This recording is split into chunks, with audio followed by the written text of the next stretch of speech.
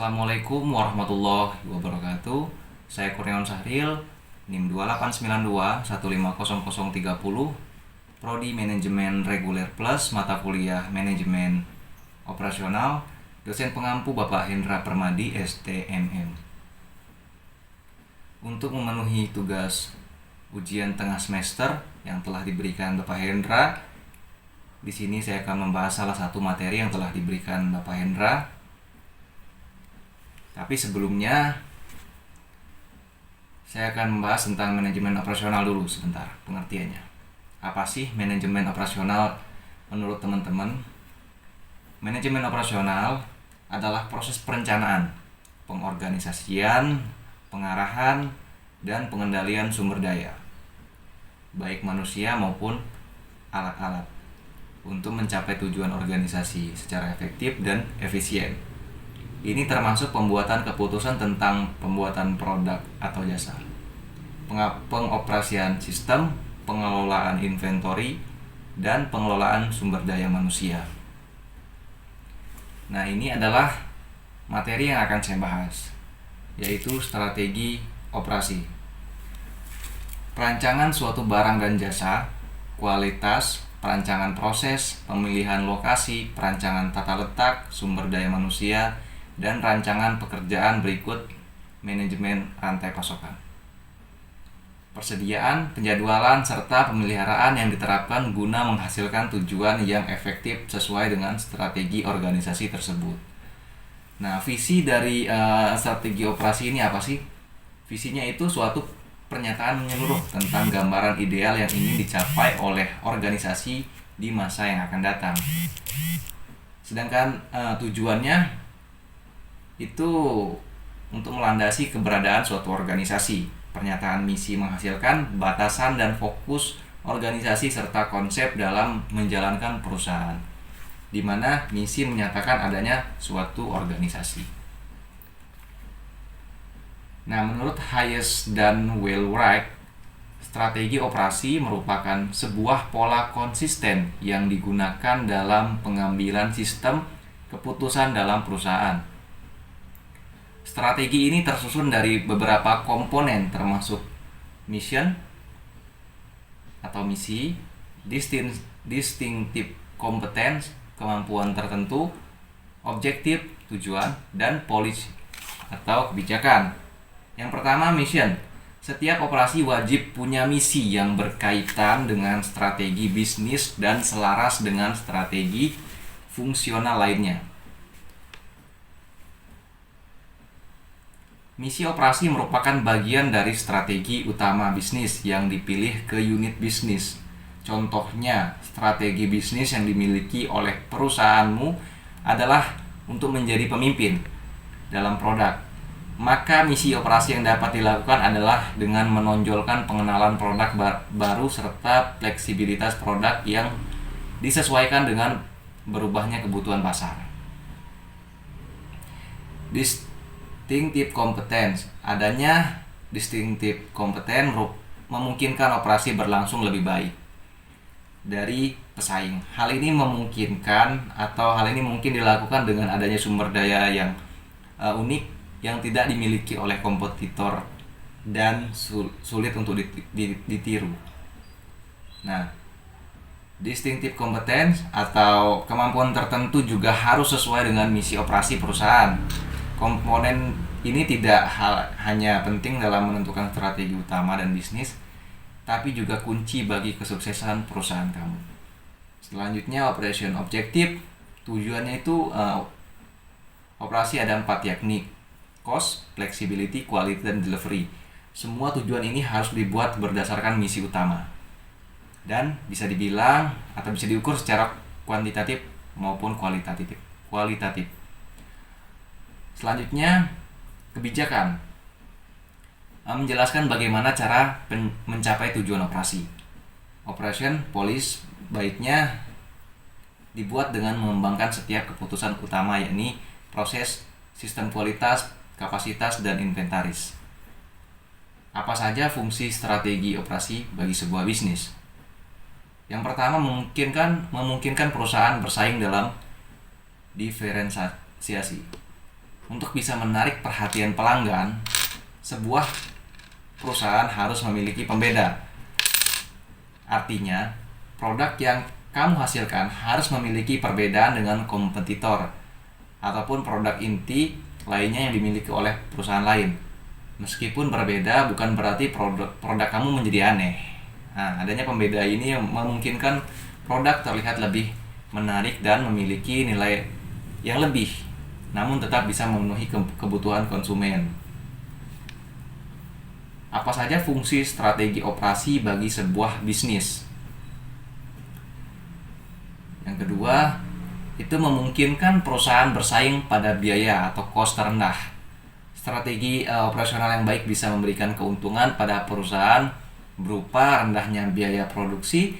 Cara untuk bisa mencapainya dibutuhkan serangkaian upaya. Salah satunya adalah dengan fokus pada kebutuhan konsumen dalam desain produk dan kegiatan operasional dengan eliminating rework atau menghilangkan hal-hal yang bisa menyebabkan pengerjaan ulang, scrap, inspection, dan hal-hal lain yang tidak bisa memberikan nilai tambahan pada produk akhir.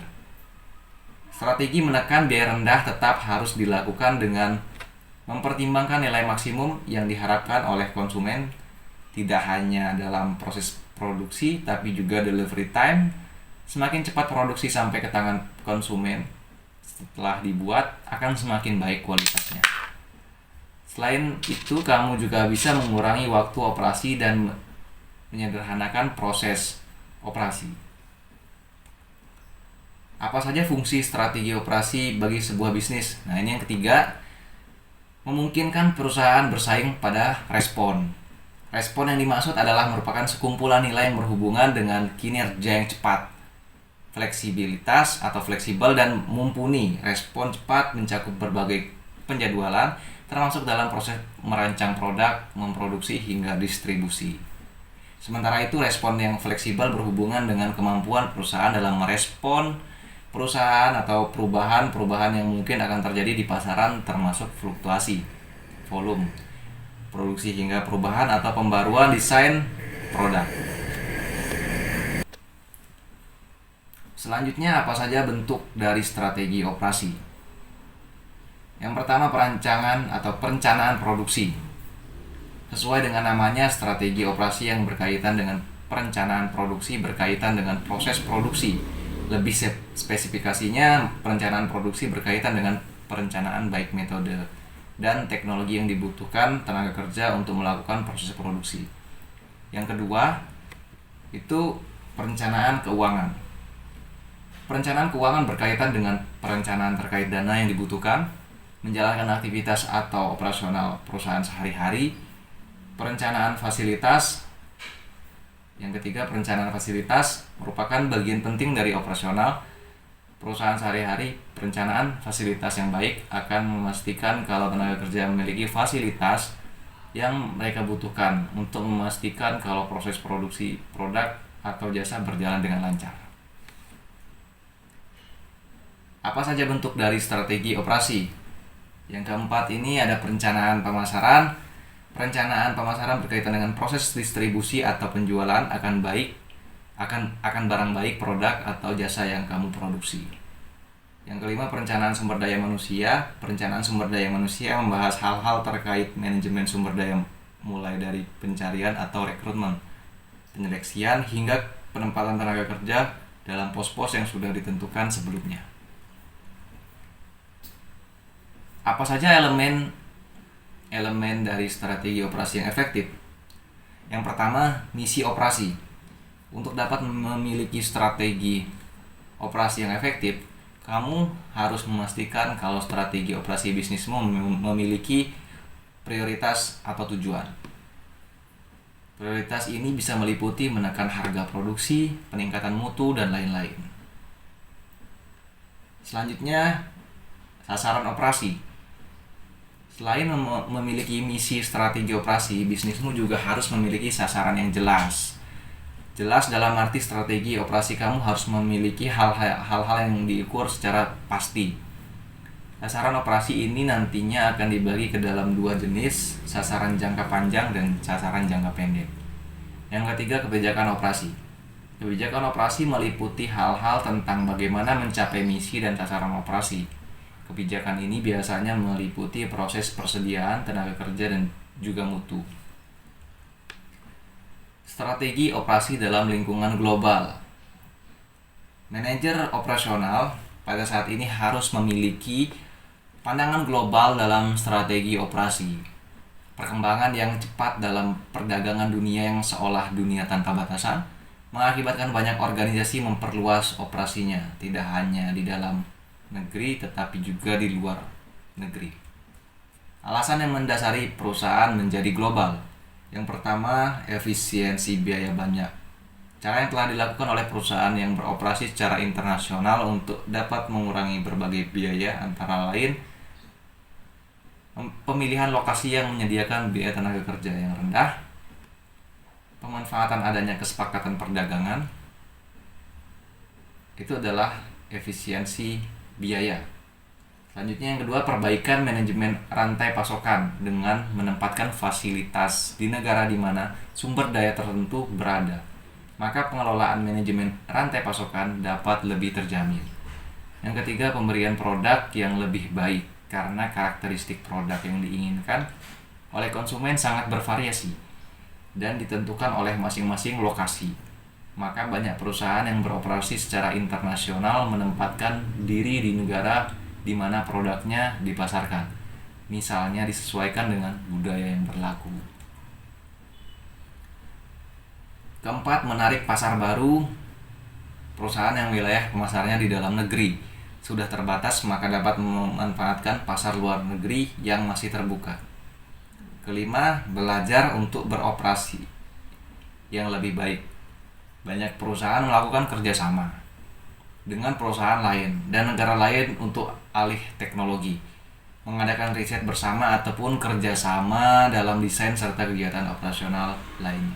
Yang keenam, bisa mendapatkan dan mempertahankan bakat global. Perusahaan yang dimiliki karyawan yang baik dapat memberikan kesempatan karir yang lebih baik dengan cara beroperasi secara global sehingga dapat mempertahankan karyawan. Mengelola operasi jasa di dunia global. Yang pertama, menentukan apakah orang maupun fasilitas mencukupi atau menjaga eksistensi jasa yang diberikan. Yang kedua, mengidentifikasi pasar asing yang masih terbuka yang tidak dikontrol pemerintah. Ketiga, menentukan jasa apa yang paling banyak diminati oleh konsumen luar negeri. Yang keempat, menentukan bagaimana mencapai konsumen global. Mengelola operasi jasa di dunia global. Oleh karena itu, perusahaan yang bergerak di bidang jasa yang akan memutuskan untuk beroperasi secara internasional harus selalu mempertimbangkan perbedaan perspektif. Pada beberapa keputusan manajemen operasional, diantaranya yang pertama, perencanaan kapasitas jasa yang akan diberikan perusahaan kepada para konsumen. Yang kedua, perencanaan lokasi tempat pemberian pelayanan kepada konsumen.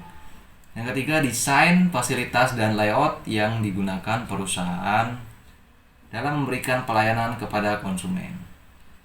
Keempat, penentuan jadwal pelayanan kepada konsumen. Itu adalah cara perspektif atau perbedaan pada keputusan manajemen operasional untuk jasa di dunia global. Mungkin sekian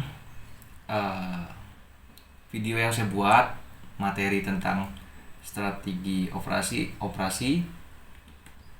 Kurang dan lebihnya saya mohon maaf. Saya akhiri video ini. Wassalamualaikum warahmatullahi wabarakatuh. Terima kasih.